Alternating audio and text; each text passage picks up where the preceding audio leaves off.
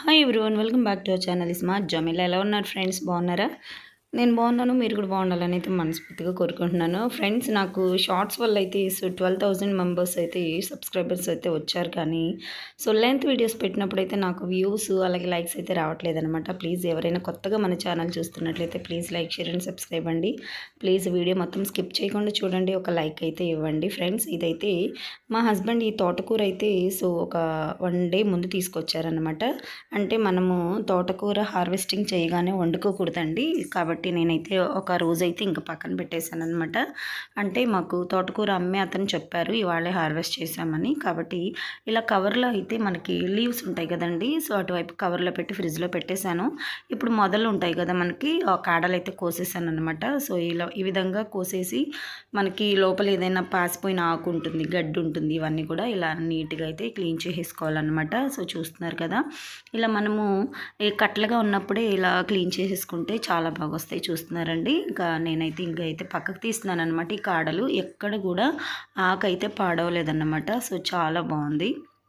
ఇంకా అలాగే మనము క్లీన్ చేసుకోవడం కూడా చాలా ఈజీ. ఈ విధంగా ఒక 15 కాడలు పట్టుకొని ఇలా దులిపేస్తే ఇంకేదైనా పాడైపోయిన ఆకులు ఉంటే కింద రాలిపోతాయి. మనకు ఆకు ఎక్కువైపోతుంది నిల్వ ఉంచుకోవాలనుకుంటే న్యూస్ పేపర్లో ఇలా ఫోల్డ్ చేసేసుకొని ఫ్రిడ్జ్లో పెట్టేసుకుంటే మనకి 3-4 డేస్ అయితే ఉంటాయండి. అదే మనం పాలిథిన్ కవర్లో కట్టేసి ఫ్రిడ్జ్లో పెట్టామంటే ఆకు అంతా కూడా పాచిపోతుంది అనమాట. ఇంకా స్మెల్ కూడా బాగోదు, తడి వచ్చేసి బాగోదు అనమాట. ఈ విధంగా న్యూస్ పేపర్లో ఫోల్డ్ చేసేసి కొంచెం కొంచెం తీసుకొని న్యూస్ పేపర్లో ఈ విధంగా ఫోల్డ్ చేసి అయితే నేను ఫ్రిడ్జ్లో పెట్టుకుంటున్నానండి. ఎందుకంటే నాకు 3 కట్టలు అయితే తీసుకొచ్చారు, 2 కట్టలు అయితే వండుతున్నాను, ఒక కట్ట అయితే ఫ్రిడ్జ్లో పెడుతున్నాను అనమాట. మా మామయ్య గారికి, మీకు ఆల్రెడీ తెలిసిందే, నా పాత సబ్స్క్రైబర్స్కి తెలుసు అనమాట, మా మామయ్య గారికి కిడ్నీ పేషెంట్ అని. ఇంకా తనకైతే ఆకుకూరలు, ఇంకా ఆకుకూరలు, బీరకాయ అని చెప్పి, వంకాయ, ఇంక ఇలాంటివన్నీ వండుతూ ఉంటాము. గడ్డకూరలు తినకూడదు, పప్పు తినకూడదు, అలాగే మనకి కార్బోహైడ్రేట్స్ ఉన్నటువంటి టిఫిన్స్ కానీ ఇంకా రైస్ కూడా తక్కువే అన్నమాట. ఈ విధంగా అయితే ఇంకా ఆకుకూరలు, బీరకాయ అయితే ఎక్కువ వండుతాను. ఆకుకూరలు కూడా ఫ్రెండ్స్, కిడ్నీ పేషెంట్స్కి మనం పెట్టేటప్పుడు ఆకుకూర ఎప్పుడైనా సరే పార వంచే పెట్టాలండి. ఎందుకంటే ఇందులో మనకి ప్రోటీన్స్, ఐరన్ ఎక్కువగా ఉంటుంది. ఐరన్ తక్కువగా ఉన్నా సరే ఇంకా ప్రోటీన్స్ అనేవి చాలా రిచ్ లెవెల్స్లో ఉంటాయి అన్నమాట. కాబట్టి వాళ్ళకి డైజెస్ట్ అవ్వదు. కాబట్టి పార ఉంచి పట్టమని చెప్తున్నారు డాక్టర్స్. చూసారు కదా, నేను కోసినటువంటి కాడలు కూడా వేసేస్తున్నానండి. కొంతమంది లీవ్స్ మాత్రమే తీసుకొని కాడలు పడేస్తూ ఉంటారు, బట్ కాడల్లో ఫైబర్ అనేది ఎక్కువగా ఉంటుందన్నమాట. ఇవి ఆరోగ్యానికి చాలా మంచిది. ఇంకా అందులోనూ మా ఇంట్లో కూడా మా పాప, మా మూడో అమ్మాయికి కూడా కొంచెం హెల్త్ బాగోలేదండి, జాండీస్ సిమ్టమ్స్ అయితే ఉన్నాయన్నమాట. తనకి కూడా నేను కొంచెం ఆయిల్ లేకుండా కారం తక్కువ వేసి అయితే ఇంకా ఆకుకూర అయితే పెడుతున్నాను అనమాట. చూసారు కదా, కాడలు ఈ విధంగా అయితే తీసుకుంటున్నాను. ఓకే, ఇంకా నేను మీతో చెప్పాలనుకున్నది ఏంటంటే ఫ్రెండ్స్, మన చుట్టూ ఉన్న వాళ్ళు బాగుండాలి, హ్యాపీగా ఉండాలంటే మనం కొంచెం కష్టపడాలన్నమాట, తప్పదు. ఎందుకంటే మనం పెళ్లి చేసుకొని ఒక అత్తగారింటికి వచ్చాక అయితే ఇంకా అది మన ఇల్లులో చూసుకోవాలి అని అంటూ ఉంటారు, బట్ అది అందరి వల్ల సాధ్యం కాదండి. కానీ పెళ్ళైన కొత్తలో అయితే అసలు అది ఎవరికి తెలియదు అనమాట. పిల్లలు పుట్టి కొంచెం ఒక 10 ఇయర్స్ 15 ఇయర్స్ అయ్యాకైతే అప్పుడు తెలుస్తుంది అనమాట. ఓకే, ఇంకా ఇక్కడే జీవితం అంతా ఇక్కడే, ఇంకా ఇక్కడే అన్న ఇదే అయితే వస్తుందన్నమాట.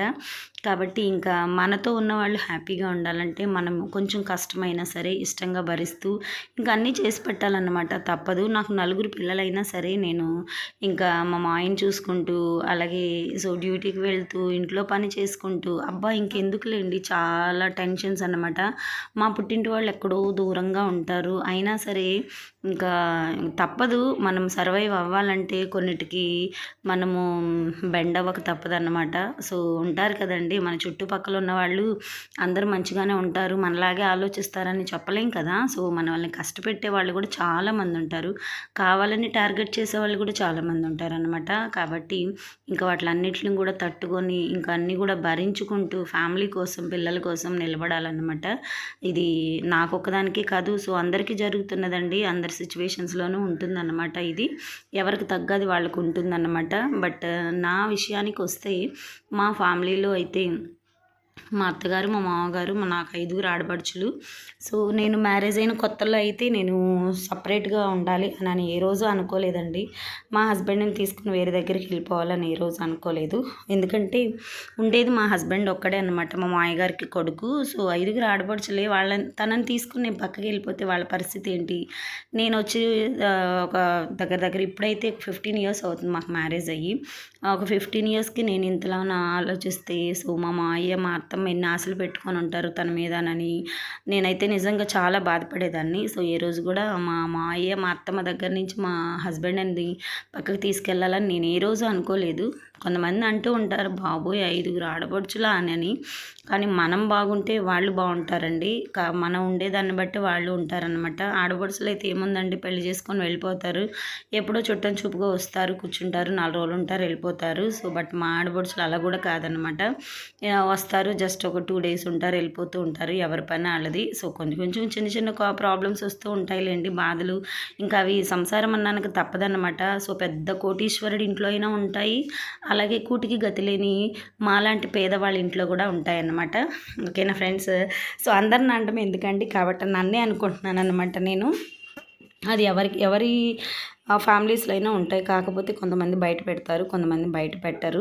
బట్ ఎన్ని ప్రాబ్లమ్స్ ఉన్నా సరే, సో మన ఇండియాలో పుట్టినటువంటి ఉమెన్ తాళికి రెస్పెక్ట్ ఇచ్చి నిజంగా ఆ గడపని దాటకుండా అసలు ఎన్నో రెస్పాన్సిబిలిటీస్ భుజాల మీద వేసుకొని ఎన్నో క్యారెక్టర్స్ని మెయింటైన్ చేస్తూ ఒక తల్లిగా, ఒక ఆడపడుచుగా, ఒక ఇంటికి మరదలుగా, లేదనుకుంటే కోడలుగా, ఒక భార్యగా, ఇంకా ఎన్నో రిలేషన్స్ ఉంటాయి కదండి.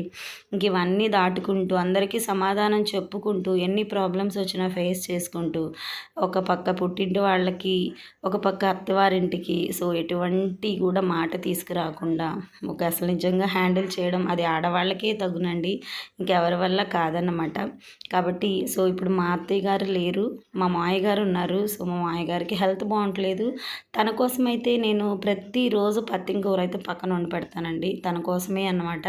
అలా చేయబట్టే ఈరోజు మా హస్బెండ్ అయితే మెడికల్కి సంబంధించి ట్యాబ్లెట్స్ తేవడం, తన హాస్పిటల్కి తీసుకెళ్ళడం, తన బాగోగులు చూసుకోవడం, ఇంటి దగ్గర నేను పత్తింకూరలు వండి పెట్టడం, ఇంకా తనకి ఏమన్నా కావాల్సి ఉంటే చూసుకోవడం. అంటే ఫుడ్ పెట్టే దాన్ని బట్టే ఒక పేషెంట్ ఆరోగ్యం అనేది ఉంటుందండి. సో ఆ విధంగా డయాలసిస్లో పెట్టాల్సిన మా మామయ్య గారి ఆరోగ్యాన్ని మేమైతే దేవుడు అసలు నిజంగా ఆ యేసుప్రభు దయ వల్ల అయితే మా మామయ్య గారు అయితే ఇప్పుడు ఇలా ఉన్నారనమాట.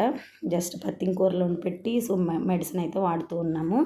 సో ఇప్పుడైతే పర్వాలేదు. అదే చెప్తున్నానండి, మన చుట్టుపక్కల ఉన్న వాళ్ళు కొంచెం బాగుండాలి, హ్యాపీగా ఉండాలంటే మనం కొంచెం కష్టపడాలి.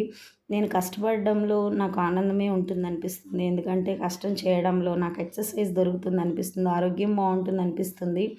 అంతే తప్ప నేను వంతేసుకొని ఒకళ్ళ మీదకి వేసేసి నేను చేయలేకపోతున్నాను. అంటే ఎప్పుడూ ఆరోగ్యం బాగాలేదు, ఇంకా చికాకు వచ్చేసింది అనుకుంటే మా హస్బెండ్ మీద అరుస్తానే తప్ప నేను ఇంకెవరి మీద కూడా నిందలు వేయాలని చూడనండి. సో ఎదుటి వాళ్ళు ఎలా ఉంటే నేను అలా ఉంటానన్నమాట.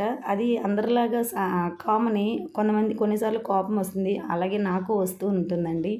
ఎందుకంటే మానవులు అన్నానికి ఆ మాత్రం కోపగించుకోకపోతే ఇంకా వేస్ట్ అనమాట. సో అదేవిధంగా అన్ని సంసారాల్లో ఉన్నట్టు అందరి విషయాల్లో ఉన్నట్టు నా విషయాల్లో కూడా ఉంటాయండి. కాకపోతే ఇంక అన్నీ కూడా భరించుకుంటూ అన్నీ కూడా ఏదో అంటారు కదా, పేదవాడు పెదవి కింద అన్నీ నొక్కేసుకోవాలి అని అంటారు కదా. సో ఆ విధంగా అయితే మేము వెళ్తూ ఉన్నాము. సో నాకు 5 ఆడపడుచులు ఎలాగో అలాగే నాకు 4 అమ్మాయిలను ఇచ్చాడన్నమాట దేవుడు. 4 అమ్మాయిలని ఇచ్చడానికి నేను ఏ రోజు కష్టపడలేదండి. ఇష్టంగానే చూస్తున్నాను నేను 4 ఆడబిడ్డలని. ఎందుకంటే సో నా 4 బిడ్డలే రేపు నాకు మూల స్తంభాలుగా నిలబడతారన్న ఆశ అయితే నాకు దేవుడు కల్పించాడనమాట. కాకపోతే ఒక బాబు పుట్టలేదనే బాధపడ్డానే తప్ప ఆడపిల్లలు ఉన్నారు అని చెప్పి ఏ రోజు బాధపడలేదు. నాకు నిజంగా పెంచగలిగినటువంటి తల్లిదండ్రులకే ఆడపిల్లల్ని ఇస్తారండి దేవుడు, అది మాత్రం ఖచ్చితం. నేను చాలాసార్లు గమనించున్నాను. ఆడపిల్లలు ఉన్నటువంటి తల్లిదండ్రి వాళ్ళ అణుకువ, వాళ్ళ పద్ధతి, వాళ్ళ ఆడపిల్లల మీద ప్రేమ చూపించడం ఇవన్నీ చూస్తుంటే అనిపిస్తూ ఉంటుందన్నమాట. ఇదే ఆడపిల్లల్ని వేరే వాళ్ళకి ఇచ్చుంటే మగపిల్లలు ఉన్న తల్లిదండ్రికి చూడలేరు అని అనిపిస్తుంటుంది. నిజంగా పెంచగలిగిన తల్లిదండ్రికి ఆడబిడ్డలను ఇస్తాడండి. అది మేము డబ్బున్న వాళ్ళు మంచి మంచి ఫుడ్ పెట్టచ్చు, డబ్బు లేని వాళ్ళు మాకున్న దానిలో ఏదో మేము సంపాదించుకొని పెట్టుకోవచ్చు. బట్ అది దేవుడు వరం అండి ఆడబిడ్డలను ఇవ్వడం.